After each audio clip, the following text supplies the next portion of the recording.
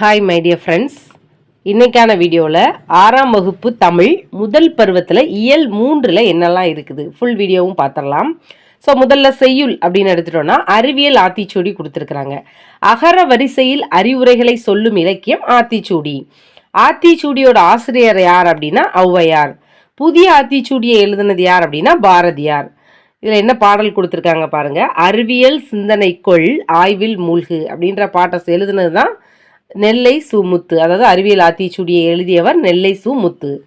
தம்மை ஒத்த அலைநீளத்தில் சிந்திப்பவர் அப்படின்ற அப்துல் கலாமால் பாராட்டப்பட்டவர் யார் அப்படின்னா நெல்லை சுமுத்து அவர்கள். இவர் ஒரு அறிஞர், அப்புறம் கவிஞராகவும் இருந்திருக்கிறாரு. இவர் பணியாற்றிய நிறுவனங்கள் பாருங்க, ரொம்ப தெளிவாக பார்த்து வச்சுக்கோங்க. விக்ரம் சாராபாய் விண்வெளி மையம், சதீஷ் தவான் விண்வெளி மையம், இந்திய விண்வெளி மையம். ஸோ அடுத்து அறிவியல் கட்டுரைகள் நிறைய எழுதியிருக்கிறாரு, அறிவியல் கவிதைகள் எழுதியிருக்கிறாரு, கட்டுரைகளும் நிறைய படைத்திருக்கிறாரு. ஸோ 80க்கும் மேற்பட்ட நூட்களை எழுதி வெளியிட்டிருக்காரு.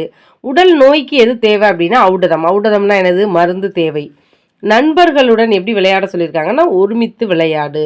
சில சேர்த்து எழுதுக, பிரித்தெழுதுக இருக்குது. கண்டறி, கண்டு கூட்டல் அறி, ஓய்வற, ஓய்வு கூட்டல் அற, ஏன் கூட்டல் என்று, ஏன் என்று, ஔடதம் கூட்டல் ஆம், ஔடதமாம். மக்களுக்கு மகிழ்ச்சி தருவது எது அப்படின்னு கேட்டாங்கன்னா அறிவுடைய மக்கட்பேறு தான். ஒருவருக்கு சிறந்த அணி என்னது அப்படின்னா இன்சொல் பேசுவது. டேஸ் இருப்பது தான் உயிருள்ள உடல்னா அன்பு இருப்பது தான் உயிருள்ள உடல். எழுத்துக்களுக்கு தொடக்கமாக அமைவது அகரம். அடுத்து பாருங்க, அறிவியலால் ஆள்வோம் அப்படின்ற ஒரு செய்யுள். ஆழ்கடலின் அடியில் மூழ்கி ஆய்வுகள் செய்து பார்க்கிறான். இது எழுதுனது யார் அப்படின்னா பாடநூல் ஆசிரியர் குழு அப்படின்னு கொடுத்துருக்குறாங்க. அடுத்து பாருங்க, ஓகே. வானை அளப்போம், கடல் மீனை அளப்போம், சந்திர மண்டலத்தில் கண்டு தெளிவோம். இந்த பாடல் எழுதினது யார் அப்படின்னா பாரதியார். மனிதன் எப்போதும் உண்மையே உரைக்கின்றான். உரைக்கின்றது அப்படின்னா சொல்றது அப்படின்னு அர்த்தம். ஸோ அடுத்தது கணியன் நண்பன் அப்படின்ற ஒரு உரைநடை பாடம் இருக்குது. ஸோ இதில் நிறைய இம்பார்ட்டன்ஸ் கொஸ்டின் இருக்குது. செக் நாட்டை சேர்ந்த நாடக ஆசிரியர் பெயர் என்ன அப்படின்னா காரல் கபெக். இவர் எந்த ஆண்டு 1920ஆம் ஆண்டு எழுதிய நாடகத்தில் தான் ரோபோ அப்படிங்கிற சொல்ல முதலாக பயன்படுத்துகிறாரு. ரோபோ அப்படிங்கிற சொல்லோட பொருள் என்னன்னா அடிமை. தொழிற்சாலையில் ரோபோக்கள் என்ன செய்யுது? வேலை செய்வதாக தான் அங்கே காட்சி என்ன இருந்துச்சுன்னா அந்த நாடகத்தில் அமைந்திருந்தது. நுட்பமான கடினமான வேலையை மனிதரை விட விரைவாக தானே செய்து முடிக்கிற இயந்திரத்தை தான் நம்ம தானியங்கி இயந்திரம் அப்படின்னு சொல்கிறோம். சூழ்நிலைகளை உணர்வதற்காக அதில் என்ன பொறுத்திருக்கிறாங்க அப்படின்னா நுண்ணுணர்வு கருவிகள், அதாவது சென்சார்ஸ் உருவாக்கப்பட்டிருக்கு. மனித முயற்சிகளுக்கு மாற்றாக தானே இயங்கும் எந்திரம் தான் தானியங்கி. இவை தோற்றத்தில் மனிதர் போல இல்லாமல் இருக்கலாம், ஆனால் மனிதர் போலேயே செயல்களை செய்யும் அப்படின்னு சொன்னது யார் அப்படின்னு கேட்டாங்கன்னா பிரிட்டானியா கலைக்களஞ்சியம். தானியங்கியை பற்றி என்ன செஞ்சுருக்கிறாங்க, சொல்லியிருக்கிறாங்க. இந்த டாபிக் கொடுத்து இது யார் சொன்னதுன்னா பிரிட்டானியா கலைக்களஞ்சியம். அடுத்து பாருங்க, 1997 மே மாதத்தில் நடைபெற்ற சதுரங்க போட்டியில் சதுரங்க வெற்றியாளர் யார் அப்படின்னா ஹேரி ஹேஸ்ப்ரோ. அவர் கலந்துக்கிட்டு இருக்காரு. எத்தனை? 1997 மே மாதம். அவரை ஐபிஎம் அப்படின்ற நிறுவனம் உருவாக்கிய டீப் ப்ளூ, அதோட நேம், அந்த மீத்ரன் கணினியோட அந்த ரோபோட பேர் டீப் ப்ளூ. அது போட்டியிட்டு யாரை வென்றுச்சு அப்படின்னா இந்த ஹேரி கேஸ்ப்ரோ அப்படின்ற சதுரங்க போட்டியாளர். அவர் என்ன செஞ்சிருச்சு அப்படின்னா வெற்றி பெற்றுச்சு. அந்த எந்த நிறுவனம் உருவாக்காங்கன்னா ஐபிஎம். அந்த மீத்ரன் அந்த கணினியோட பேர் என்ன அப்படின்னா அந்த ரோபோட பேர் டீப் ப்ளூ. ஆனால் வெற்றி பெற்றது யார் அப்படின்னா அந்த ரோபோ தான். முதல்ல ரோபோவுக்கு குடியுரிமை வழங்கிய நாடு எது அப்படின்னு ஒரு கேள்வி கேட்டாங்கன்னா சவுதி அரேபியா. ரோபோ அப்படின்றதோட பேர் அந்த ரோபோட பேர், குடியுரிமை வழங்கிய ரோபோவோட பேர் சோஃபியா. ஐக்கிய நாடுகள் சபை வழங்கிய பட்டம் எதுக்கு என்ன பட்டம் வழங்கினாங்கன்னா புதுமைகளின் வெற்றியாளர் அப்படின்ற பட்டம். உயிரில்லாத பொருட்களுக்கு ஐநா பட்டம் வழங்கியது முதல்ல இந்த ரோபோவுக்கு தான் வழங்கியிருக்கிறாங்க. நுட்பமாக சிந்தித்து அறிவதை நம்ம எப்படி சொல்லுவோம்னா நுண்ணறிவுன்னு சொல்லுவோம். தானே இயங்கும் இயந்திரம் தானியங்கி. தானியங்கிகளுக்கும் எந்திர மனிதர்களுக்கும் இடையே உள்ள முக்கிய வேறுபாடு என்ன அப்படின்னா செயற்கை நுண்ணறிவு தான். அவ்வுருவம்னா கூட்டல் உருவம், நின்றிருந்த நின்று கூட்டல் இருந்த. அடுத்து ஒரு துணைப்பாடம் ஒளி பிறந்தது. அதாவது அப்துல் கலாம் பேசுகிற மாதிரி இருக்குது. அவர் 10 வயது சிறுவனாக இருக்கும்போதே அவரோட அறிவியல் ஆசிரியர் பறவை பறக்கிறத பற்றி கூறும் போதே அவருக்கு என்ன செஞ்சுன்னா அறிவியல் பற்றின ஆர்வம் ஏற்பட்டுச்சு அப்படின்னு சொல்கிறார். எத்தனாவது வயது அப்படின்னா 10வது வயது. அவருக்கு பிடித்த திருக்குறள் என்ன அப்படின்னா அறிவு அற்றம் காக்கும் கருவி செருவார்க்கும் உள்ளளிக்கலாகா அரண் அப்படின்ற திருக்குறள். அவருக்கு பிடித்த நூல் என்ன நூல் அப்படின்னா லில்லியன் வாட்சன் எழுதிய விளக்குகள் பல தந்த ஒளி. ஸோ அது படித்ததுனால அவருக்கு என்னெல்லாம் கிடைச்சிச்சு அப்படின்னா அறிவு கிடைச்சி, தன்னம்பிக்கை, அறிவு, மகிழ்ச்சி எல்லாம் கிடைச்சிச்சு. ஸோ பிடித்த திருக்குறளும் கொடுத்துருக்குறாங்க. பிடித்த நூல் விளக்குகள் பல தந்த ஒளி. அவருக்கு எது மகிழ்ச்சி தந்துச்சு அப்படின்னு சொல்லும்போது கார்பன் இலைகளை கொண்டு 300 கிராம் எடையில இந்த போலியோவால் பாதிக்கப்பட்டவர்களுக்கு செயற்கைக்கால் தயாரித்தது தான் அவருக்கு ரொம்ப மகிழ்ச்சியாக இருந்துச்சான். கிட்டத்தட்ட அது 3 கிலோ இருந்துச்சு. அதுக்கு பதிலாக அவர் 300 கிராமில் என்ன செஞ்சுருக்கிறாருன்னா உருவாக்குனதான் அவருக்கு ரொம்ப மகிழ்ச்சியாக இருந்துச்சு. இந்தியாவோட வெற்றியை அவர் எதை பார்க்குறார் அப்படின்னு கேட்ட கேள்விக்கு அவர் என்ன சொல்கிறாருன்னா உணவு உற்பத்தியில் தன்னிறைவு அடைந்ததாக இருக்கட்டும், தகவல் தொடர்பு துறையில் வளர்ச்சி அடைஞ்சது, செயற்கைக்கோளை ஏவும் துறையிலையும், அணு உலையில் மின்சாரம் தயாரிப்பதில் முன்னணியில் இருக்கிறது, நவீன மருந்து பாரம்பரிய மருத்துவத்துறையெல்லாம் வளர்ச்சி அடைஞ்சிருக்கிறது, பாதுகாப்பு துறையில் வந்து அக்னி பிருத்திவி ஏவுகணை ஏறதில் வெற்றி, இதெல்லாம் அவரோட இந்தியாவோட வெற்றியை அவர் பார்க்குறது. இதில் ஏதாவது கேள்விகள் கேட்டால் நமக்கு பதில் சொல்ல தெரியணும்.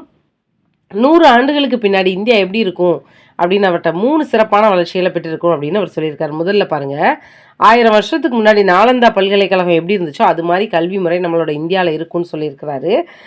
இயற்கை வளங்கள் எல்லாமே தீர்ந்திருந்தாலும் நம்ம செயற்கைக்கோள் சூரிய சக்தியை வந்து பெற்று நமக்கு அளிக்கும்னு சொல்கிறாரு. செவ்வாய்க்கோளில் மனித இனமே குடியேறி இருக்கும் அப்படின்னு சொல்கிறாரு. 3 விஷயங்களை அவர் சொல்லியிருக்காரு சிறப்பான வளர்ச்சியாக. அடுத்து 525 கிலோ எடையுள்ள ஆளில்லா செயற்கைக்கோளை நிலவுக்கு அனுப்பியிருக்கிறாங்க யார், நம்மளோட இந்தியா. அடுத்து வானூர்தியில் மனிதனையும் அனுப்புவோம் அப்படின்னு சொல்கிறாங்க. அந்த ஆளில்லா செயற்கைக்கோளோட எடை எவ்வளோ அப்படின்னா 525 கிலோ. வருங்காலத்தில் அதிகபட்சமாக வெப்பத்தை தாங்கும் கருவியை வந்து கண்டறிந்து சூரியனையும் சென்றடைய அளவுக்கு நம்ம வளர்ச்சி பெறுவோம் அப்படின்றத சொல்கிறாரு. யார் வந்து முதல் விஞ்ஞானிகள் அப்படின்னா குழந்தைகள் தான் முதல் விஞ்ஞானிகள்னு சொல்கிறாரு. வாழ்வில் வெற்றி பெற 3 வழிகள் இருக்கான். அறிவை வளர்க்கும் அனைவரோட பேச்சையும் கவனிக்கணுமா, வியர்வை வியர்வை வியர்வை, அதாவது உழைப்போட இருக்கணும்னு 2 விஷயம் சொல்கிறாரு. ஸோ எல்லாரோட பேச்சையும் நல்ல அறிவை வளர்க்கக்கூடிய பேச்சை கேளுங்க. வியர்வை வியர்வை வியர்வைனா உழைப்பு வந்து நம்ம கொடுத்துட்டே இருக்கணும் அப்படின்றது.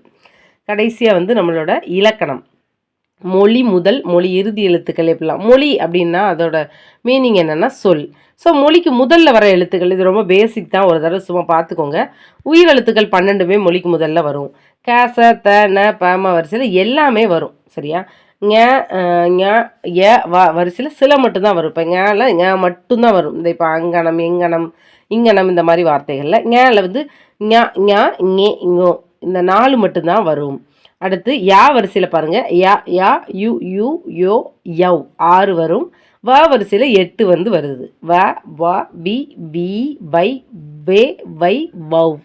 ஸோ இந்த 8 வருது. இது 4 பார்த்துக்கோங்க. ஞ வரிசையில் 1 மட்டும்தான் வருது. ஞ வரிசையில் 4 வருது. ஏல 6, வேலை 8 வருது. ஸோ மொழிக்கு முதல்ல வராத எழுத்து என்னது? மெய் எழுத்துக்கள், புள்ளி வச்ச எழுத்துக்கள் 18மே வராது. மீதி எழுத்துக்கள் இந்த இருக்குல்ல, இந்த இது போக மீதி எல்லா எழுத்துக்களுமே என்ன செய்யாதுன்னா ட ந ர ல ல ல ர ந இந்த 8 வரிசையில் ஓர் எழுத்து கூடயே வரவே வராது. சரியா? ஆயுத எழுத்து வராது, நமக்கு தெரியும். இந்த வரிசையில் பிற எழுத்துக்கள் வராது, ஏன்னா மொழிக்கு முதல்ல வரும்னு சொல்லிட்டோம்ல. ஸோ பிற எழுத்துக்கள் வராது. அடுத்து மொழி இறுதி எழுத்துக்கள்னால் உயிர்மை மட்டும்தான் மொழிக்கு இறுதியில் வரும். உயிர்மை எழுத்துக்கள் வந்து மொழிக்கு இறுதியில் வரும். மொத்தம் உயிர்மை எழுத்துக்கள் எத்தனை சொல்லியிருக்கோம்? 216 சொல்லியிருக்கோம்ல, அது வரும் அப்படின்றத சொல்கிறாங்க. ஸோ அடுத்து பாருங்கள், மீதி எழுத்துக்கள் இந்த 16 அந்த முதல்ல பார்த்தோம்ல காசத்தப்ப, அது போக மீதி எல்லாமே என்ன செய்யும்னா மொழிக்கு இறுதியில் வரும். இப்போ உறிஞ்ச் வெறிஞ்ச் அவ் இந்த இதெல்லாமே வரும். அளபடையில் மட்டுமே உயிரெழுத்துக்கள் சொல்லோட இறுதியில் வரும். அளபடையில் உயிரெழுத்துக்கள் வரும், படிச்சிருக்கோம்ல, ஓதல் வேண்டும் இந்த மாதிரி வரும். ஸோ உயிரெழுத்துக்கள் மட்டும் சொல்லில இறுதியில் வரும். மொழிக்கு இறுதி வராதது என்ன அப்படின்னா உயிரெழுத்து வராது, ஆயுத எழுத்தெல்லாம் வராது. அது மாதிரி அதாவது பிறமொழி சொற்கள் இடம் வரும். இந்த இக் இங் இச் கசர தபர படிச்சிருக்கீங்கல்ல, கசர தபரில் இங்கு மட்டும் எக்ஸ்ட்ரா இதில் இருக்குது பாருங்கள், இதெல்லாம் இறுதியில் வராது. ஸோ ஆனால் பிறமொழி சொற்களில் இடம்பெறும். ஞா வரிசை வந்து இறுதியில் வரவே வராது. எகர வரிசையில் கே டு நே வரைக்கும் என்ன செய்யாது அப்படின்னா வராது. எகர வரிசையில் கேலேருந்து நே வரைக்கும் வராது. உகர வரிசையில் நோ தவிர வேறு எந்த எழுத்துக்களுமே இறுதியில் வராது. நோ அப்படின்னா ஒரு எழுத்து ஒரு மொழி தெரியும். மீனிங் என்ன அப்படின்னா துன்பம். ஸோ மொழிக்கு இடையில் வரும் எழுத்துக்கள் இதெல்லாம் வரும். இடையில் எதுவும் வரும் அப்படின்னா மெய் எழுத்து வரும், உயிர்மெய் எழுத்தும் வரும், ஆயுத எழுத்தெல்லாம் வரும் இடையில். அளவடையில் மட்டுமே உயிரெழுத்துக்கள் வந்து சொல்லோட இறுதியில் வரும். அளவடையில் மட்டும்தான் உயிரெழுத்துக்கள் வந்து என்ன செய்யணும்னா சொல்லுக்கு இறுதியில் வரும். அடுத்து கடைசியில் பாருங்கள், சர்.சி.வி. ராமன் அவர் வந்து 1921 மத்திய தரைக்கடலில் கப்பலில் பயணிச்சுக்கிட்டு இருக்கும்போது என்ன செஞ்சுட்டா, அவருக்கு வந்து ஏன் கடல் நீல நிறமாக காட்சியளிக்குது அப்படின்ற ஒரு வினா தோணுச்சு. ஸோ அதை வச்சு அவர் வந்து என்ன செஞ்சார்னா பயணம் முடிச்சுட்டு இந்தியா வந்ததுக்கப்புறம் பென்சீன், நிறமாலை காட்டி ஆவி விளக்க கொண்டு அவரோட ஆராய்ச்சியை தொடங்கினார். ஸோ 1928 பிப்ரவரி 28 வந்து ராமன் விளைவு அப்படின்றத கண்டுபிடிச்சாரு. ஸோ இதுக்காக அவருக்கு இயற்பியலுக்கான முதல் நோபல் பரிசு இந்தியாவிற்கு அவர் வாங்கி கொடுத்தாரு. ஸோ 1928 பிப்ரவரி 28 நம்ம என்ன நாளாக கொண்டாடுறோம் அப்படின்னா தேசிய அறிவியல் நாளாக கொண்டாடுகிறோம். ஸோ அடுத்து பாருங்கள், கம்ப்யூட்டர்னால் தெரியும், தமிழில் கணினி. மிஷன் அப்படின்னா எந்திரம். காலிங் பெல் அப்படின்னா அழைப்பு மணி. ரோபோனா எந்திர மனிதன். செயற்கை நுண்ணறிவுனா ஆர்டிஃபிஷியல் இன்டெலிஜென்ஸ். மீத்திரன் கணினினா என்னது? Super computer. நுண்ணறிவுனா இன்டெலிஜென்ஸ். செயற்கைக்கோள்னா சேட்டலைட். ஸோ இதுதான் நம்மளோட 6ஆம் வகுப்பு தமிழ் முதல் பருவத்தில் இயல் 3ல் உள்ள ஆன்சர்ஸ். ஸோ இந்த இலக்கணமாக இருக்கட்டும், இதை ஒரு தடவை ரீட் பண்ணிங்கன்னா ரொம்ப எளிமையாக இருக்கும். ஸோ இதுதான் நம்மளோட ஒரே நோட்ஸில் ஒரு இயலை நம்ம ஃபுல்லாக படிக்கிறதுக்கு ரொம்ப ஈஸியாக இருக்கும் நம்புகிறேன். ஸோ என்னோடய வீடியோ உங்களுக்கு யூஸ்ஃபுல்லாக இருந்துச்சுன்னா, என்னோடய எஜுகேஷனல் சேனலுக்கு சப்போர்ட் பண்ணணும்னு ஆசைப்பட்டீங்கன்னா கண்டிப்பாக சப்ஸ்கிரைப் பண்ணுங்கள், லைக் பண்ணுங்கள், உங்களோட ஃப்ரெண்ட்ஸ் அண்ட் ஃபேமிலி மெம்பர்ஸ்க்கு ஷேர் பண்ணுங்கள். Thank you so much for all.